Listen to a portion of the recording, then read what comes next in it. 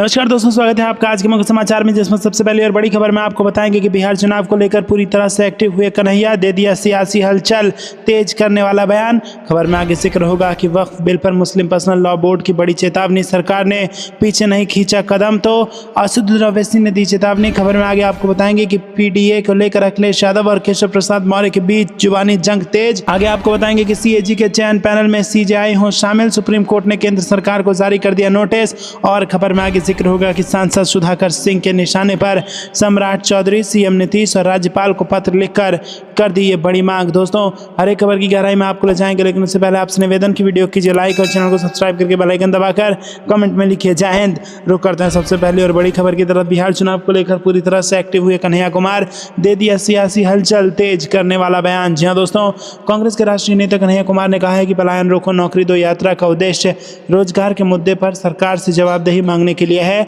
ये लोगों को एकजुट करने और उन्हें अपनी समस्याओं के समाधान के लिए संघर्ष करने का संदेश देने का एक मंच है। उन्होंने प्रधानमंत्री की चुनावी घोषणा को याद दिलाते हुए कहा था कि हर साल 2 करोड़ बेरोजगारों को नौकरी दी जाएगी, लेकिन नौकरी देने की बात कौन कहे। जिनको नौकरी मिल गई थी उन्हें आज तक नियुक्ति पत्र नहीं दिया गया है।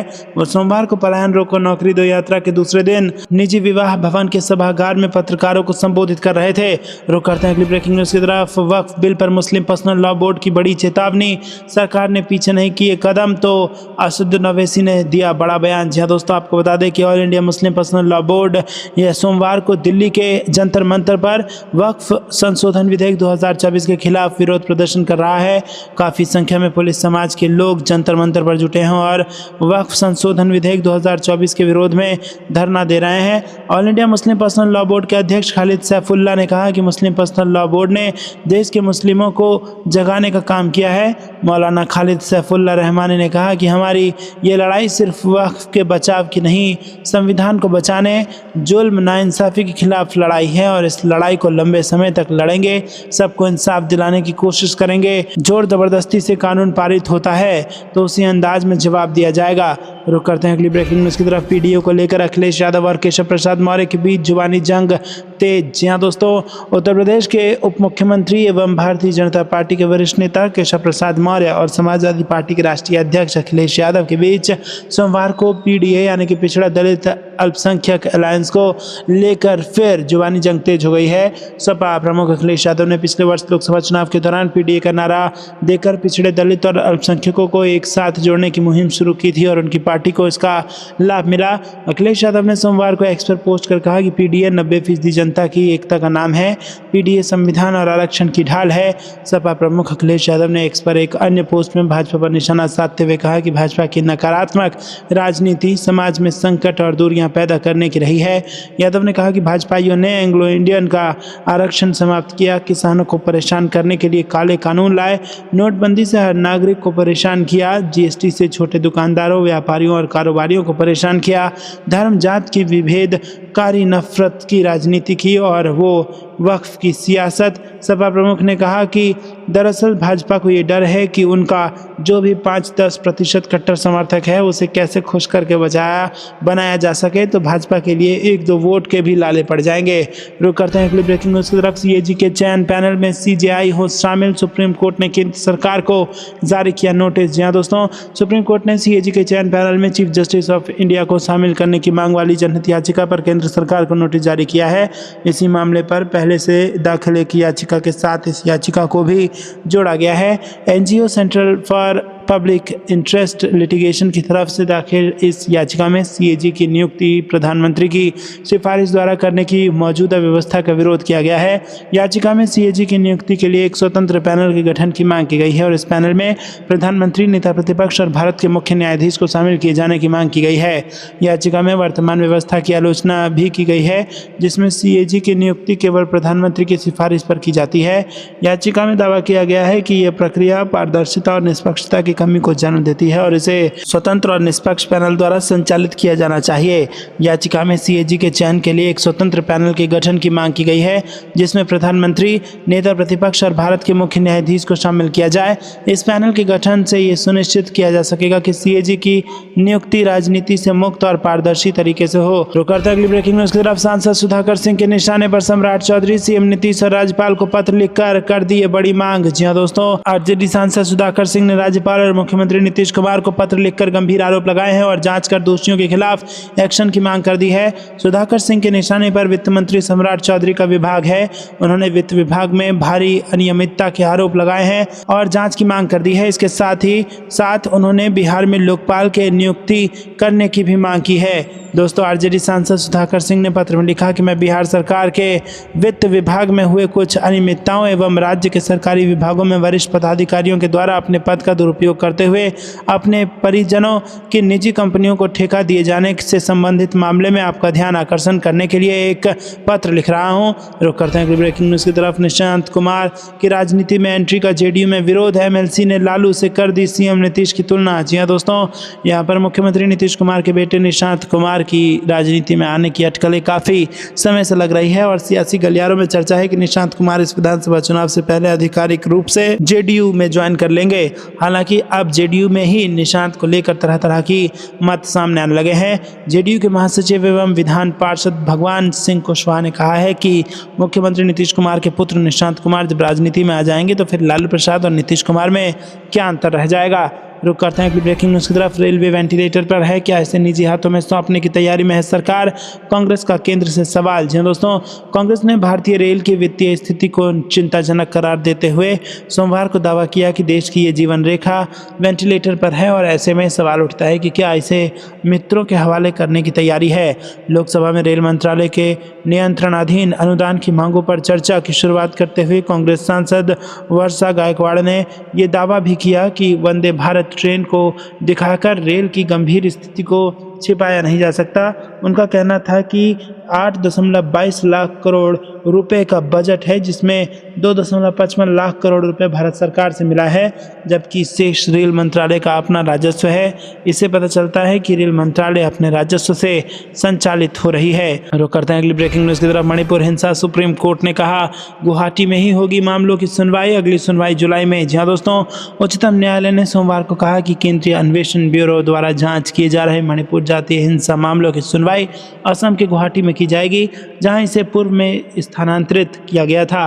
प्रधान न्यायाधीश संजीव खन्ना की अध्यक्षता वाली 3 न्यायाधीशों की पीठ ने जम्मू कश्मीर उच्च न्यायालय की पूर्व मुख्य न्यायाधीश न्यायमूर्ति गीता मित्तल की अध्यक्षता वाली समिति का कार्यकाल भी 31 जुलाई 2025 तक बढ़ा दिया और इस समिति में बम्बई उच्च न्यायालय की पूर्व न्यायाधीश शालिनी पी जोशी और दिल्ली उच्च न्यायालय की पूर्व न्यायाधीश आशा मेनन भी शामिल हैं।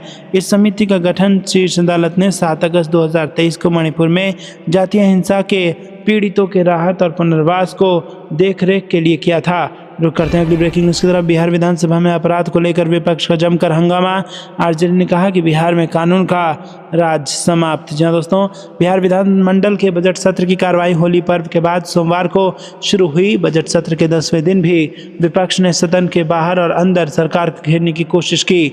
विपक्ष ने प्रदेश में आपराधिक घटनाओं में तेजी का आरोप लगाते हुए सदन की कार्रवाई शुरू होने के पहले परिसर में और कार्रवाई शुरू होने के बाद सदन के अंदर हंगामा किया। विपक्ष के सदस्य तख्तियां लेकर विधानसभा पहुंचे और परिसर में जमकर नारेबाजी की। होली के दौरान मुंगेर में दरोगा की हत्या, अररिया में दरोगा की हत्या सहित कुछ अन्य जगहों पर पुलिस वालों पर हमले की घटना को लेकर नीतीश सरकार के खिलाफ विपक्ष का आक्रामक रुख दिखा। रुक करते हैं अगली ब्रेकिंग न्यूज की तरफ। पीएम पॉडकास्ट और रेडियो पर करते हैं बात लेकिन नहीं करते प्रेस कॉन्फ्रेंस, सचिन पायलट का बीजेपी पर तंज। जी हां दोस्तों, कांग्रेस नेता सचिन पायलट ने दौसा में बीजेपी सरकार पर जमकर निशाना साधा। जयपुर से करौली जाते समय दौसा में रुके पायलट का जगह जगह स्वागत हुआ और उन्होंने सरकार को सदन के अंदर और बाहर विफल बताया। साथ ही कहा कि सरकार वादे पूरे नहीं कर रही है और अंतर्कलह से जूझ रही है। पायलट ने प्रधानमंत्री पर भी तंज कसे। उन्होंने पीएम मोदी पर पॉडकास्ट और रेडियो पर बात करने परंतु प्रेस कॉन्फ्रेंस न करने पर सवाल उठाए। रुक करते हैं अगली ब्रेकिंग न्यूज़ की तरफ। मंत्री सदन में नहीं आते, इस्तीफा दे रखा है।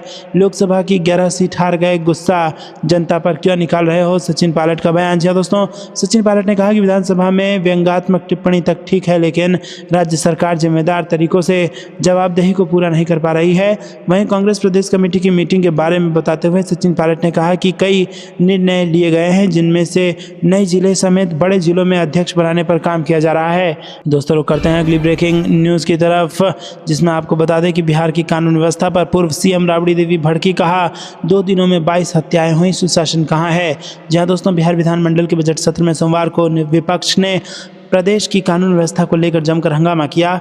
इस दौरान पूर्व मुख्यमंत्री राबड़ी देवी ने सरकार पर जोरदार सियासी हमला बोलते हुए कहा कि 2 दिनों में 22 हत्याएं हुई हैं। उन्होंने सरकार पर तंज कसते हुए कहा यह मंगल राज है, जंगल राज में ये नहीं होता था, दुर्गा की हत्या नहीं होती थी। पत्रकारों से बातचीत के दौरान उन्होंने कहा कि अपराध के मुद्दे पर सरकार पूरी तरह से विफल है।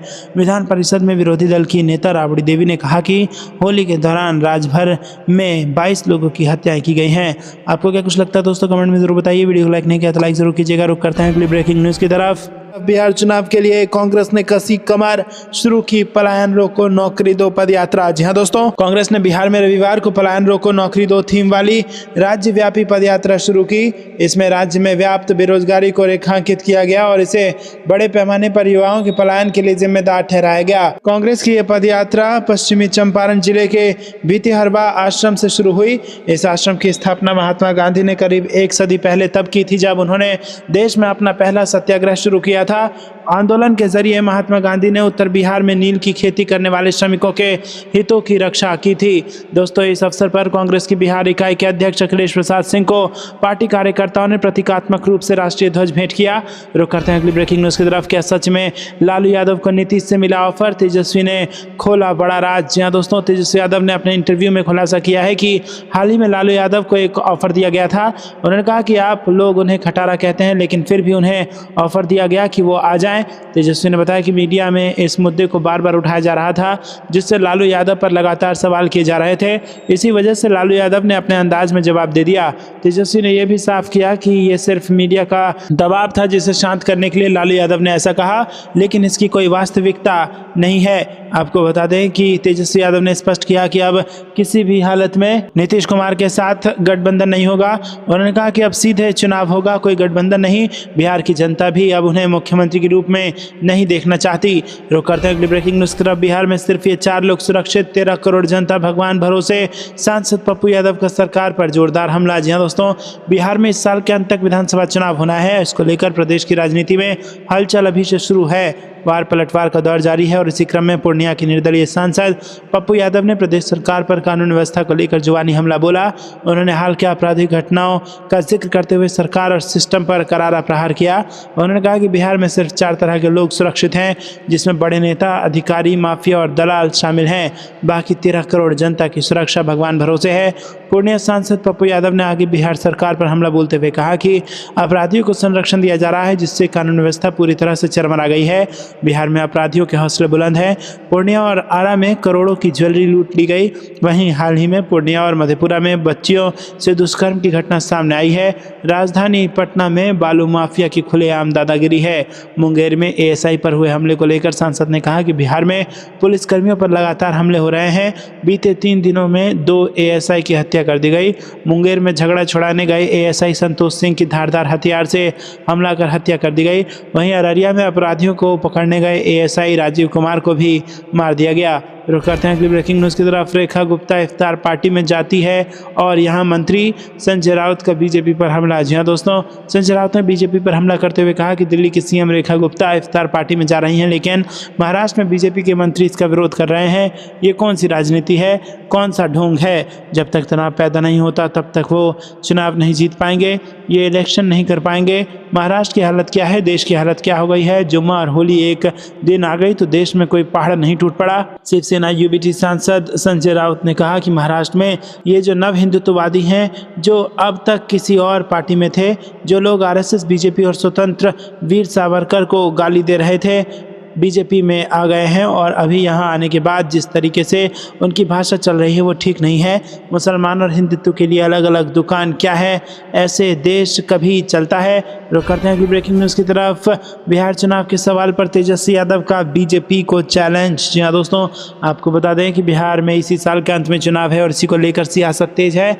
इसी बीच आरजेडी नेता तेजस्वी यादव ने बातचीत की और इस दौरान कहा कि बिहार की जनता ने मन बना लिया है कि वो नीतीश सरकार से मुक्ति पाना चाहती है।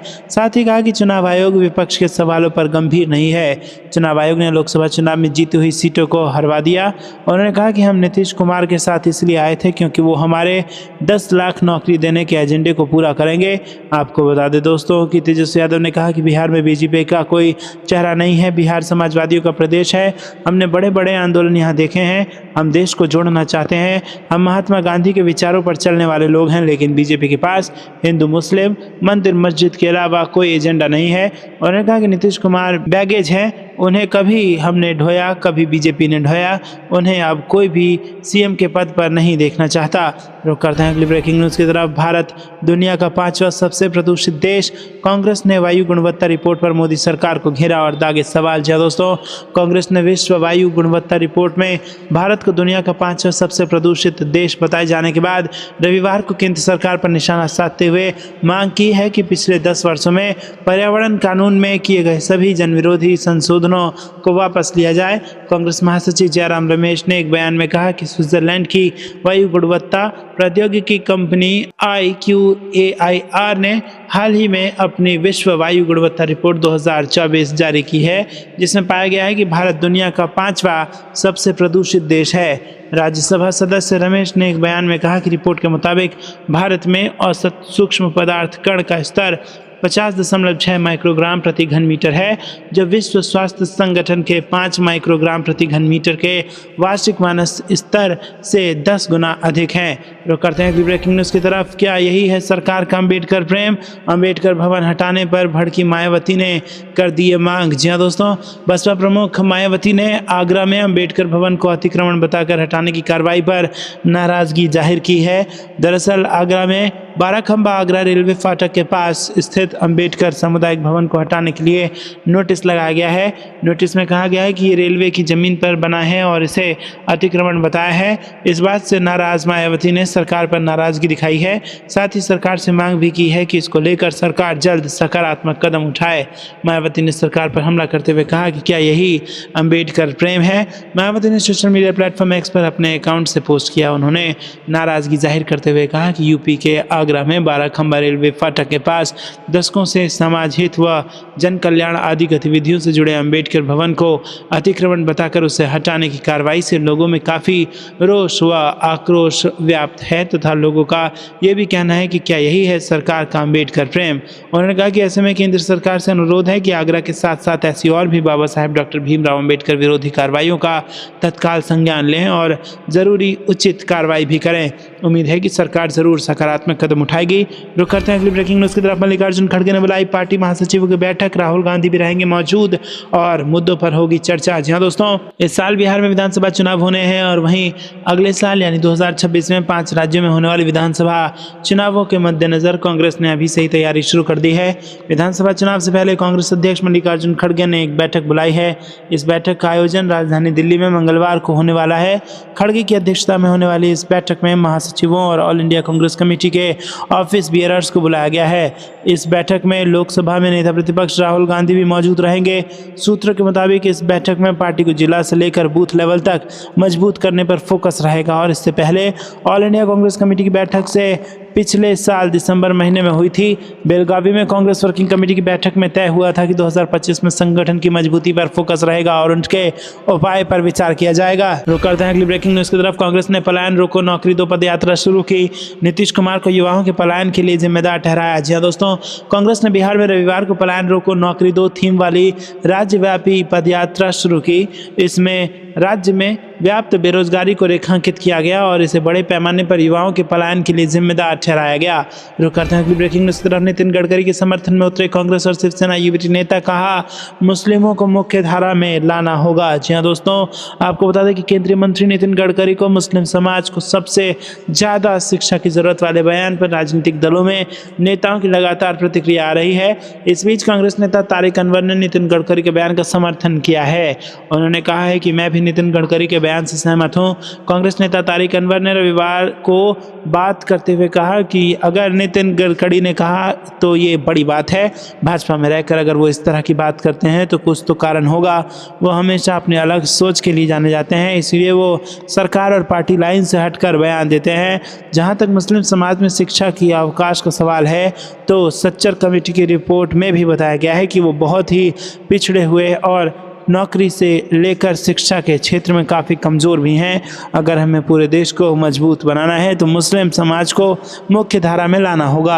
रुक करते हैं अगली ब्रेकिंग न्यूज़ की तरफ। दिल्ली में लगाई जाए मराठा साम्राज्य के योद्धाओं की प्रतिमाएं, शरद पवार ने पीएम मोदी को लिखी चिट्ठी। जी हाँ दोस्तों, आपको बता दें कि एनसीपी प्रमुख शरद पवार ने प्रधानमंत्री नरेंद्र मोदी से दिल्ली स्थित तालकटोरा स्टेडियम में मराठा साम्राज्य के 3 महान योद्धाओं पेशवा बाजीराव प्रथम, महादजी शिंदे और मल्हार राव होलकर की प्रतिमाएं स्थापित करने की अनुमति देने का अनुरोध किया है।